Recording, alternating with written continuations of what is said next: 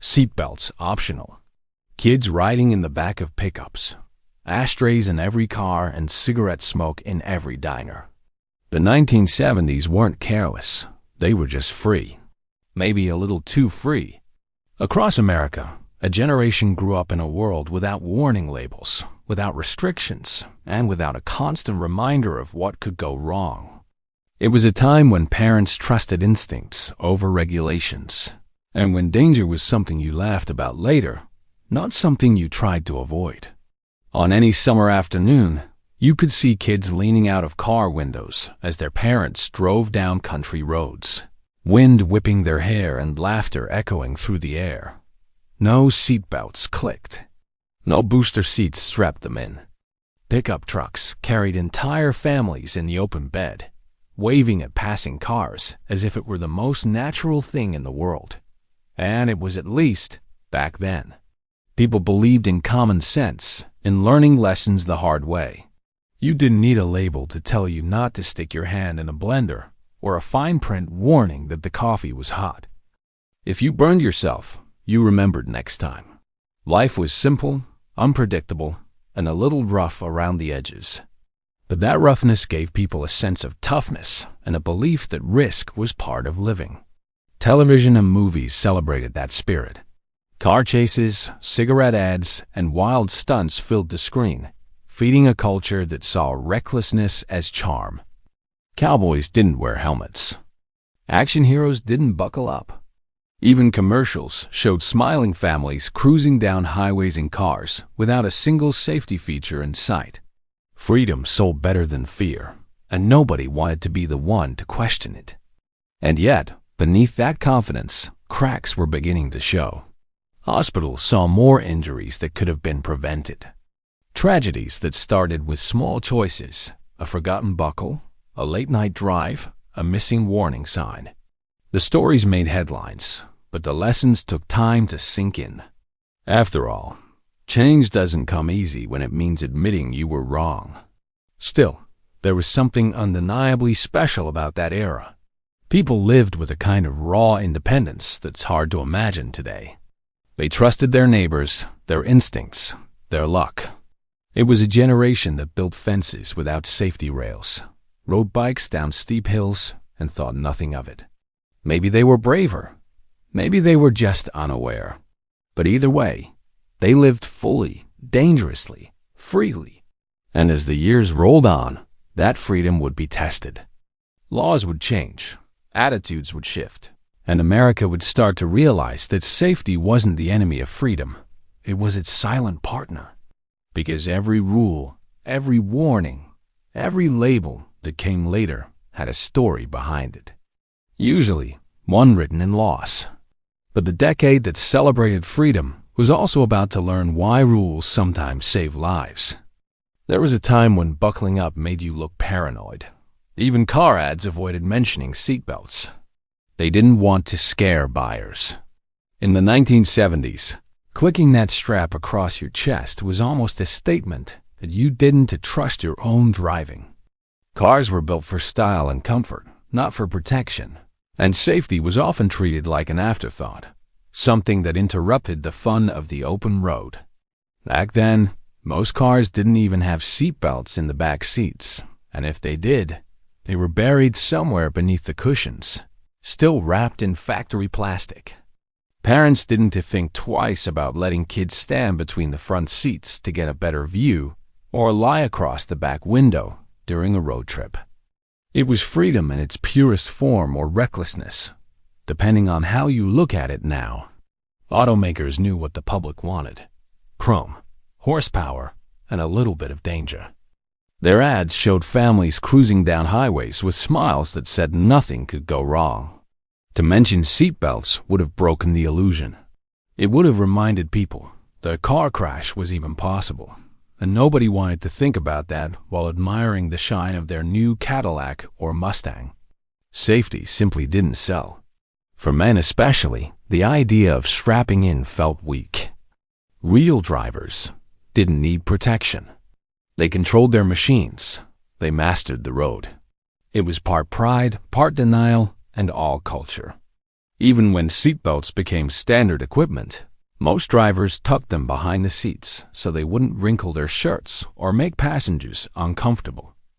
But quietly, change was already on the way. Engineers and researchers had started collecting crash data, running tests that revealed how even low-speed collisions could be fatal without restraints. The results were undeniable, even if most Americans didn't want to hear them. Footage from early crash tests dummies flung through windshields began circulating in safety campaigns. It wasn't pleasant to watch, but it worked. By the late 1970s, the federal government began to take notice. The phrase "Buckle Up America" became more than a slogan. It became a slow cultural shift. Newer models included lap belts and the first rudimentary seatbelt reminders.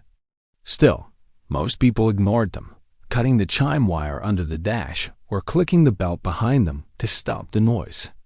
Change was coming, but it was crawling along the highway at a cautious pace. When seatbelt laws finally went into effect across the nation in the mid-1980s, they weren't met with applause. Drivers complained about nanny state interference. Late-night talk shows mocked the idea, and teenagers saw it as another rule to rebel against. But the numbers didn't lie. Within a few years, seatbelts had already saved thousands of lives. Looking back, it's strange to imagine that something now second nature once felt like an inconvenience. But that was the rhythm of the 1970s, where every new safety rule had to fight against habit, pride, and nostalgia. But seatbelts were just the beginning. The next revolution started at 30 miles per hour. No helmets. No pads. Just sunburns, scraped knees, and freedom. In the 1970s, every neighborhood had a BMX course. Sidewalks were racetracks, driveways turned into launch ramps, and every patch of dirt behind the grocery store was a new frontier. Kids ruled the streets on banana seat bikes, their tires squealing against the pavement as they carved figure eights until the streetlights flickered on.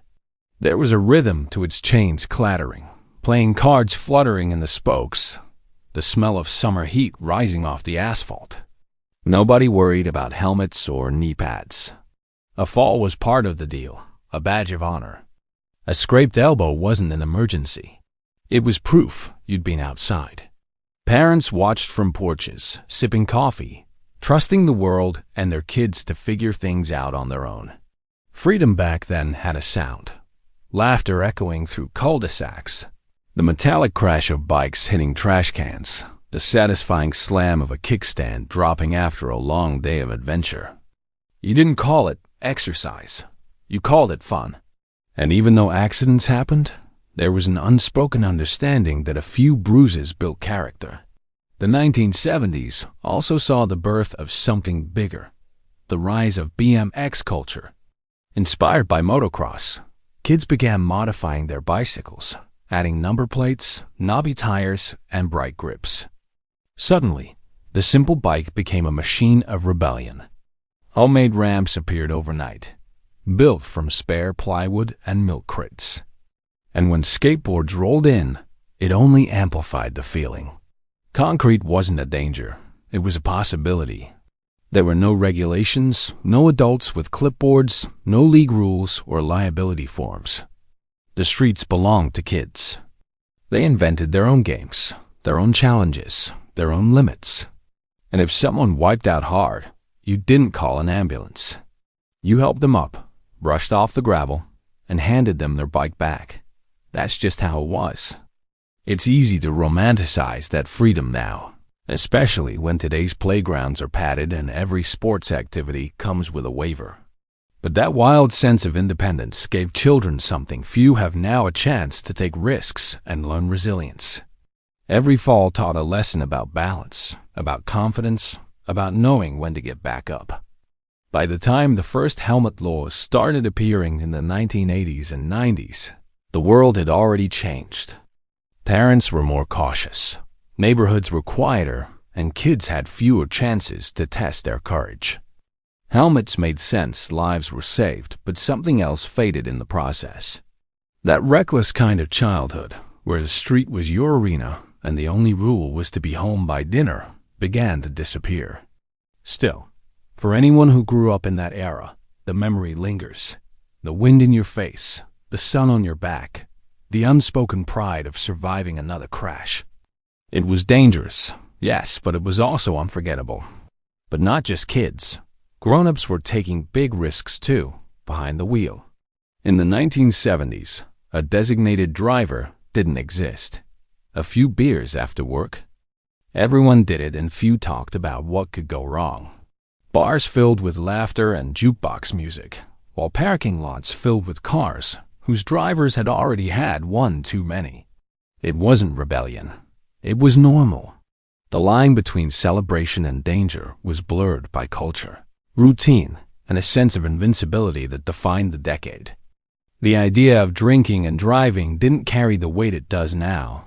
It was part of social life after a ball game, after a shift, after a Friday night dinner. There were no Uber rides waiting outside, no breathalyzers on keychains, no roadside billboards warning of consequences. Police might have given a friendly warning, maybe a ride home if you were lucky, but rarely an arrest. It was a time when accidents were tragic, not preventable. Cars themselves played a role in the illusion. Big, heavy, powerful machines made people feel untouchable. You could drive a steel-bodied sedan down a back road at midnight with the windows rolled down, a cigarette glowing, and a half-empty can of beer in the cup holder, and no one would think twice. It wasn't reckless in people's minds. It was just the way things were. But the statistics told another story. By the late 1970s, alcohol-related crashes accounted for nearly half of all traffic deaths in the United States. Thousands of lives lost every year. Families shattered in an instant, all because society hadn't yet drawn a moral line around something so common. Newspapers printed headlines that came and went, but they didn't yet spark the outrage needed to create change. That shift began quietly, and it began with grief. In 1980, a California mother named Candace Leitner lost her 13-year-old daughter to a drunk driver. Her response wasn't silence, it was action. She founded Mothers Against Drunk Driving, or MADD, and changed the national conversation overnight. For the first time, drinking and driving wasn't seen as bad luck. It was seen as a choice. Campaigns began to fill television screens with images that hit home. Empty chairs at dinner tables, wrecked cars under streetlights, messages that simply said, "Friends don't let friends drive drunk."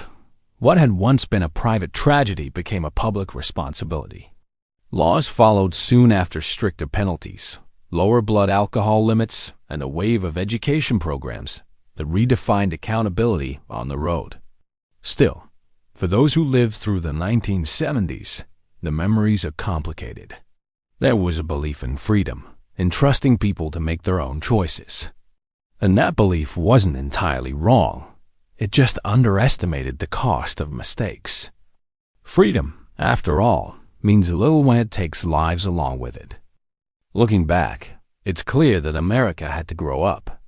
The decade that prided itself on open roads and open bottles eventually learned that responsibility ISN, to the opposite of freedom, it's what keeps it alive. And alcohol wasn't the only invisible threat. Sometimes the danger came from the sky itself. Tanning oil, baby oil, foil reflectors, anything but sunscreen. The darker the tan, the better the summer. In the 1970s, bronze skin wasn't just a look, it was a lifestyle.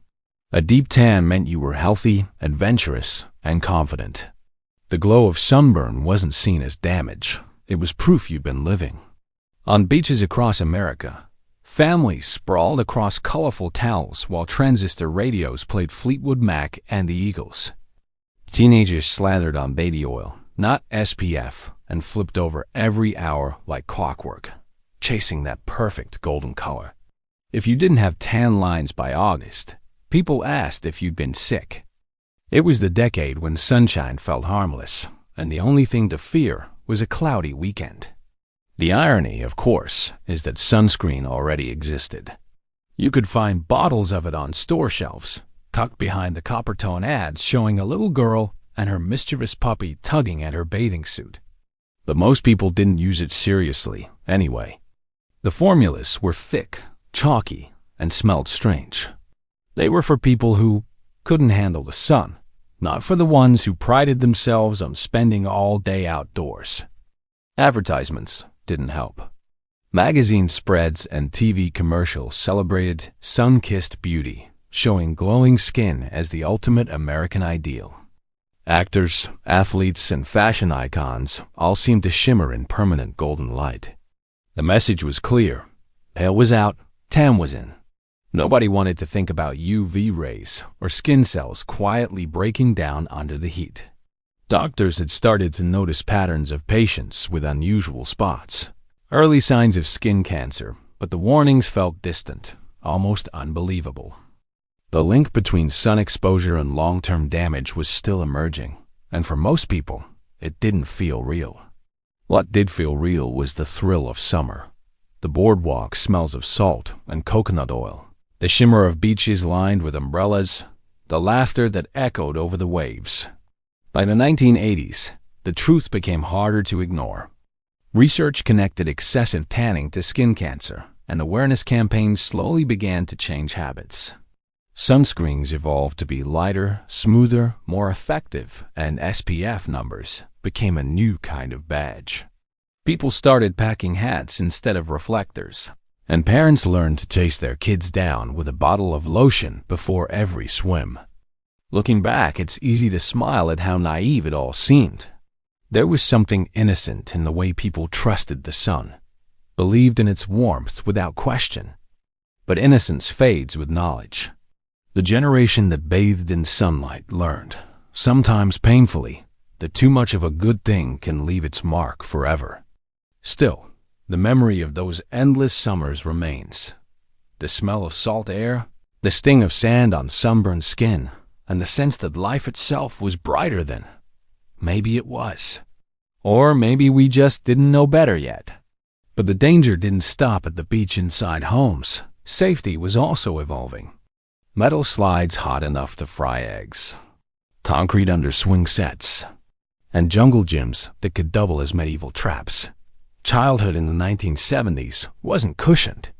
It was forged in heat, height, and a whole lot of scraped knees. Every neighborhood park was a kingdom of chaos. The slides gleamed like silver swords in the summer sun, so blistering hot, the kids learned to test them with a finger or a brave friend before committing. The swings soared high enough to make your stomach drop, their rusty chains creaking like something out of an old shipyard. And the merry-go-round? A spinning steel disc of dizziness that could fling you into next week if the older kids got involved. Parents watched from benches, maybe. More often, they didn't. In those days, supervision meant someone could hear you scream.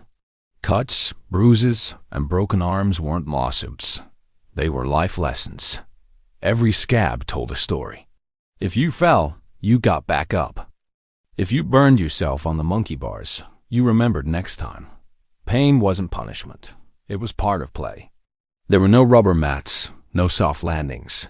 Beneath your feet was gravel, dirt, or if you were unlucky, concrete. Playgrounds weren't designed with safety in mind. They were built for adventure, for testing limits. Parents believed danger built character. And in a way, it did.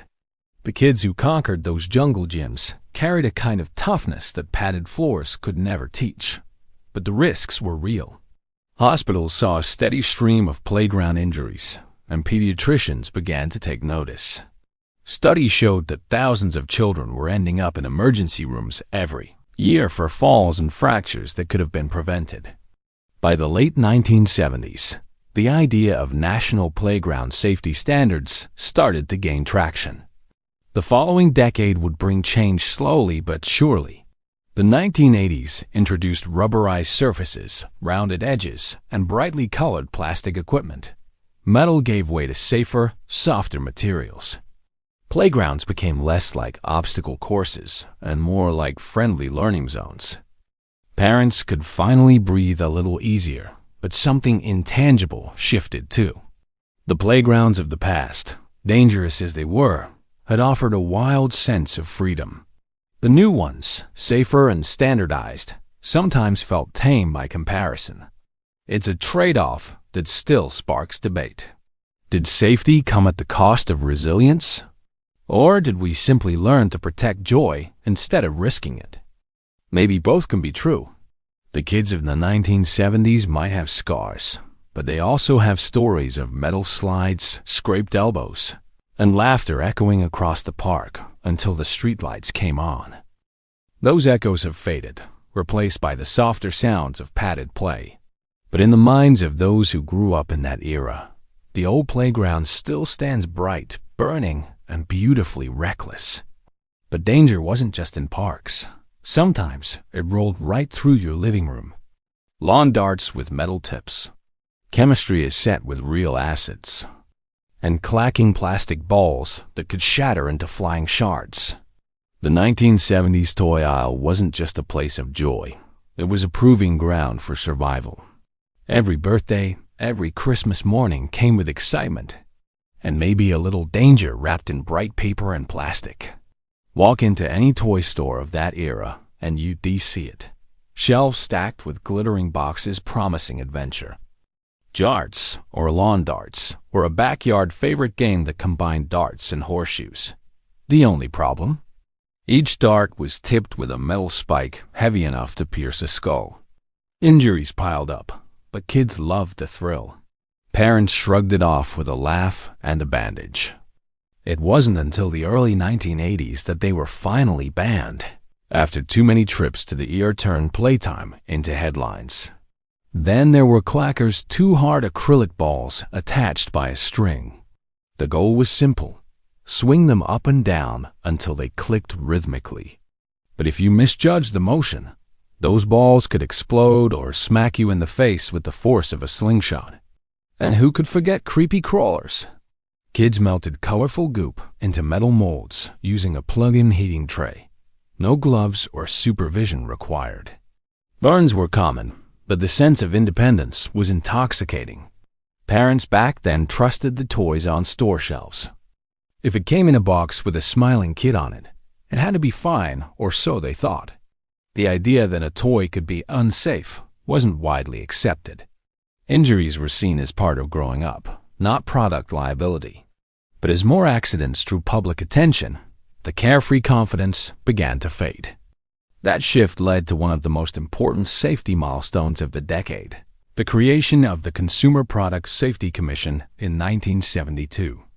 For the first time, there was a federal agency dedicated to protecting children from the products designed for their fun. The CPSC began investigating toys, issuing recalls, and creating the warning labels we take for granted today. Suddenly, choking hazard and ages 8 and up weren't just words. They were shields against another dangerous Christmas morning. It's easy to laugh now at how risky those toys were, but they also reflect something we've lost: a belief in exploration, in learning by doing, even if it meant a few broken things along the way. The 1970s were a time when curiosity was physical, not digital. Kids built, burned, mixed, and launched. They learned the laws of physics one bruise at a time. The modern toy aisle may be safer, but it's also softer, more predictable. The thrill of risk has been replaced by the click of a battery or the swipe of a screen. Yet for those who grew up in that wild age of wonder, the memories remain bright and maybe just a little singed. And while toys became safer, another quiet revolution was happening on the road: chrome, muscle, and horsepower. The 1970s built cars to impress, not protect. These were machines that rumbled, gleamed, and carried an aura of invincibility. Every curve of chrome, every slab of steel spoke to an era obsessed with style and strength. But beneath that confident shine was a dangerous truth. The cars that looked like tanks often acted like them in a crash. The decade's car culture was all about power and presence. Detroit's Big Three, Ford, GM, and Chrysler, competed to make vehicles that felt larger than life. Long hoods, heavy frames, and thick metal doors made drivers feel secure. as if nothing on the road could touch them. In a sense, they were right until something did. Without airbags, crumple zones, or reinforced safety cages, all that weight simply transferred force inward during a collision. The same steel that looked so strong could become a trap. Inside, danger hid in plain sight. Dashboards were hard metal or unforgiving plastic. Steering columns didn't always collapse on impact. Sharp-edged knobs, chrome trim, and unpadded surfaces turned even minor crashes into serious injuries. Seatbelts, if used at all, offered limited help. And car seats for children were more about convenience than safety. Many were simple baskets with straps, barely tested, rarely secured. It wasn't that automakers didn't care. It was that safety wasn't yet a selling point. Buyers wanted performance, comfort, and looks. Marketing campaigns promised freedom on open roads, not protection in the worst-case scenario. The phrase "built like a tank" was a compliment, not a warning. And with safety testing still in its early stages, few realized just how deadly that tank-like construction could be. But quietly, innovation was beginning to take root. Safety glass became standard, reducing the chance of being cut by shattered windshields. Collapsible steering columns started appearing in higher-end models, preventing impalement during crashes. Researchers began studying crash dynamics more seriously, running primitive crash tests that would eventually revolutionize auto design. The data that emerged through the 1970s painted a sobering picture. Car accidents were among the leading causes of death in America, and many could have been prevented. The public began to take notice, and by the early 1980s, regulations pushed automakers to design with safety in mind. Airbags, anti-lock brakes, and improved seatbelt systems transformed the car from a rolling fortress into something smarter. Machines built not just to survive impact, but to absorb it. Looking back, those classic cars still hold a certain magic. Their curves, their sound, their sheer presence still define an age of American identity. But for all their beauty, they carried a cost, a reminder that strength without foresight can be its own kind of weakness. And as the roads grew safer, another kind of danger waited much closer to home. Because sometimes, the most hazardous things weren't made of chrome or steel. They were sitting quietly under the kitchen sink, lead paint on the walls, asbestos in the ceiling, and kids playing on carpet sprayed with DTT, Home Sweet Home 1970s style. It's strange to think that the place meant to protect families was, in many ways, one of the most dangerous environments of all. Back then, safety started at the front door, but few realized what was hiding behind it. For most American families, the 1970s home looked like the picture of comfortable, bright kitchens with vinyl floors, thick shag carpeting, cheerful wallpaper, and colorful paint. It was a symbol of post-war progress, of the good life. But underneath that sense of modern convenience were invisible hazards that no one yet understood. Lead-based paint chipped off walls and into the hands of toddlers. Asbestos hid in insulation, ceiling tiles, and even floor glue. Household sprays and cleaners carried chemicals that lingered in the air for days. And pesticides, especially DDT, were often used freely indoors and out, their sweet chemical scent drifting through suburban yards like the smell of victory over nature.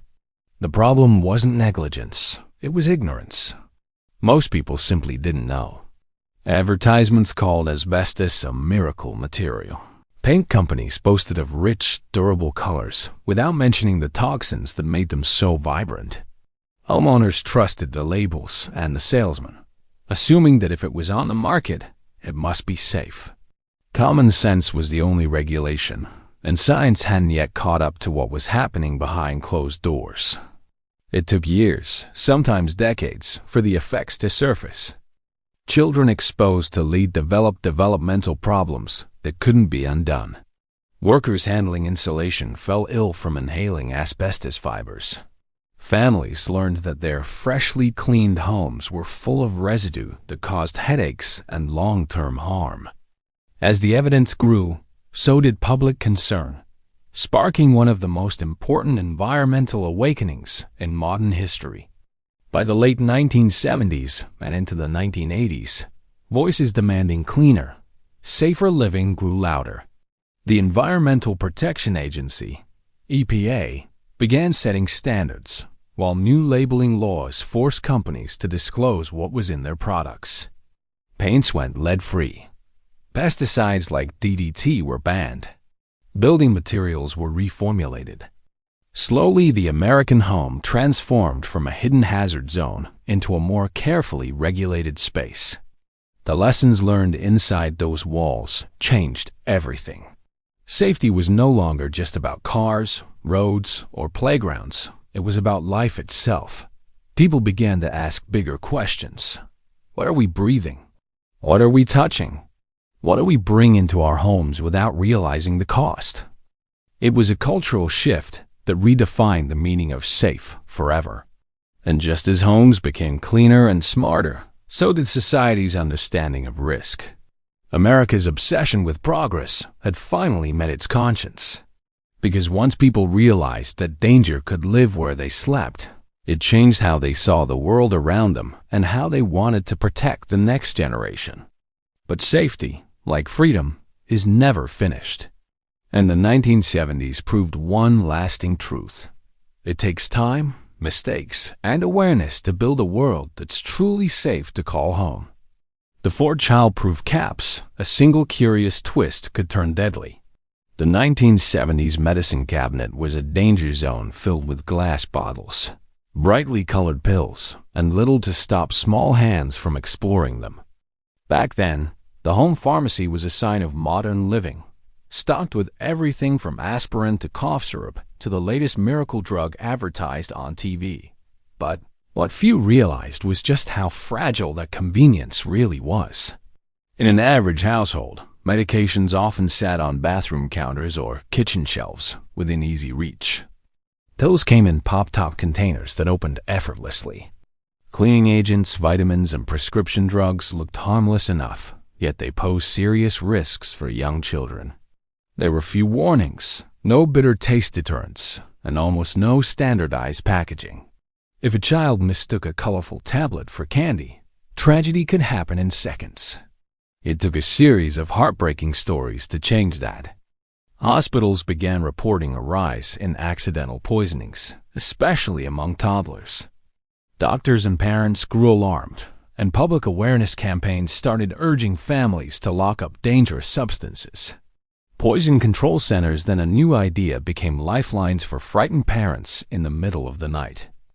Posters appeared in clinics and schools, urging adults to keep medicines out of reach of children. The real turning point came in 1970, when Congress passed the Poison Prevention Packaging Act. It required certain household substances and medications to be sold in child-resistant packaging, a simple but revolutionary idea. Those hard-to-open caps, once a source of frustration for adults, became silent protectors for millions of children. For the first time, safety design was being baked directly into everyday life. The change was more than regulatory, it was cultural. Parents began rethinking what safe meant inside their homes. Medicine cabinets were moved higher. Cleaning products were stored behind latches. Labels became clearer, with bold warnings and dosage limits printed in plain sight. Manufacturers began to understand that their responsibility didn't end at the cash register. It extended into the home. By the end of the decade, this shift had transformed not just packaging, but parenting itself. Safety was no longer seen as paranoia, it was prudence. What started as a federal law became part of family instinct, a quiet habit of care passed from one generation to the next. The medicine cabinet revolution may not have the nostalgia of old cars or playgrounds, but it saved countless lives through something deceptively simple: design. It was a reminder that small changes can prevent big losses, and that foresight can be the difference between tragedy and protection. And as parents learn to safeguard their children from hidden dangers, America's sense of responsibility began to expand again. The focus was no longer just the household. It turned outward, toward the skies, the rivers, and the planet itself. Because once you learn how fragile safety can be, you start wanting to protect everything that sustains it. In the 1970s, smog wasn't just on the horizon, it was in your lungs. In cities like Los Angeles, Pittsburgh, and Chicago, the morning sun often rose behind a brown haze so thick you could taste it. Children played outside while the air stung their throats. Cars idled endlessly in traffic, their tailpipes puffing out invisible poisons. No one thought much of it. Pollution was simply part of life in a growing industrial nation. This was the price of progress. America was booming with more factories, more cars, more power plants. The economy thrived, but the sky paid the price. Leaded gasoline coated city streets and human lungs alike. Rivers caught fire, literally, from chemical waste. Billboards advertised bigger engines and cleaner homes, while the air outside filled with exhaust. People could see the smog, smell it, even wipe the residue off their cars, but few realized the invisible cost it carried inside the body. Then came the awakening. In 1969, the Cuyahoga River in Ohio famously ignited from pollution, and photographs of oil-slicked waters and smog-choked skylines began appearing on national news. By the early 1970s, Americans were starting to connect the dots. Progress without limits had consequences. Out of this growing awareness came a new kind of movement, not for a product or a brand, but for survival itself. In 1970, the United States took its first major step toward environmental protection with the creation of the Environmental Protection Agency, or EPA. Its mission was simple yet revolutionary: clean the air, protect the water, and regulate the industries that had gone unchecked for decades. That same year, the first Earth Day was celebrated as a nationwide moment of reckoning that brought millions of Americans together under one shared truth: the planet needed saving, and so did its people. Leaded gasoline became one of the first major battles. Scientists discovered how it poisoned not just engines, but human nervous systems, especially children's. Gradually, unleaded fuel replaced it. Catalytic converters became standard in cars, filtering out toxic emissions. Factories were forced to reduce waste, and cleaner energy technologies slowly took root. For the first time, the government and the public began working in the same direction toward air you could actually breathe and rivers that could sustain life again. The results weren't instant, but they were profound. By the end of the decade, skies began to clear. Wildlife returned to places once thought dead. The idea that the environment mattered became part of everyday conversation, shaping education, policy, and culture for generations. Looking back, it's startling to imagine how normal danger once felt, how acceptable it seemed to live beneath a veil of smoke and call it progress. But the 1970s taught a crucial lesson. Awareness is the first act of protection. The invisible threats, once ignored, became visible through courage, science, and change. And in the end, all those rules, every warning label, every law led to one undeniable truth: safety isn't just about avoiding harm. It's about creating a world where life, in every form, has a chance to thrive. The 1970s were wild, raw, and unforgettable. It was an age of open roads, open skies, and open risks when life felt simpler because people didn't yet know how fragile it could be. Seatbelts dangled unused. Bikes flew helmet-free down suburban hills.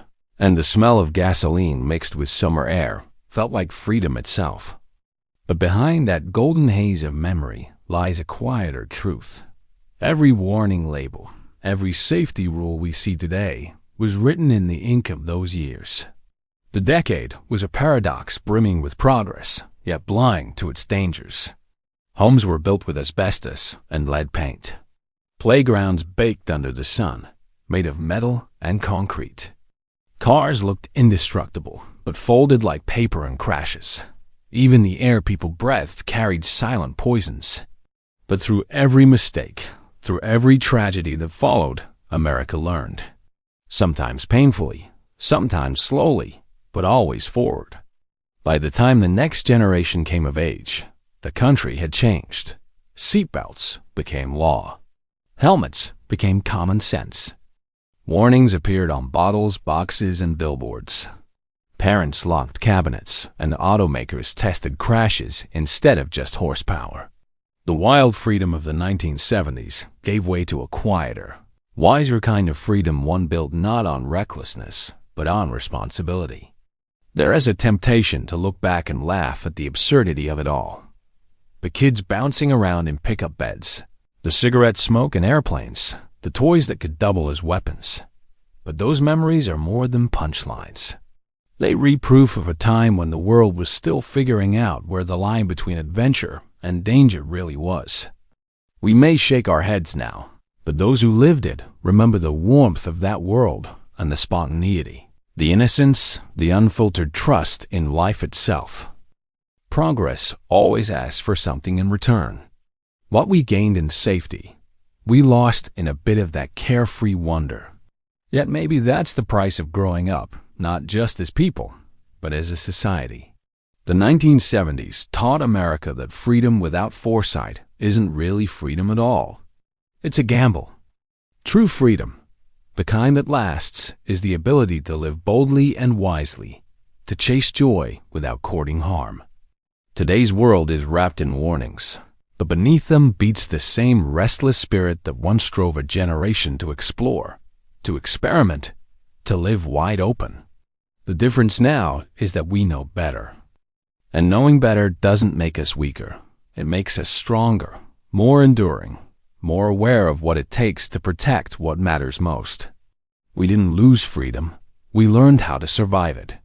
And maybe that's the real legacy of the 1970s, a decade that burned bright, stumbled hard, and left behind lessons sturdy enough to keep us safe without ever dimming the spark that made it unforgettable. So, as you look back, think of your own risky memories. Those wild summer days.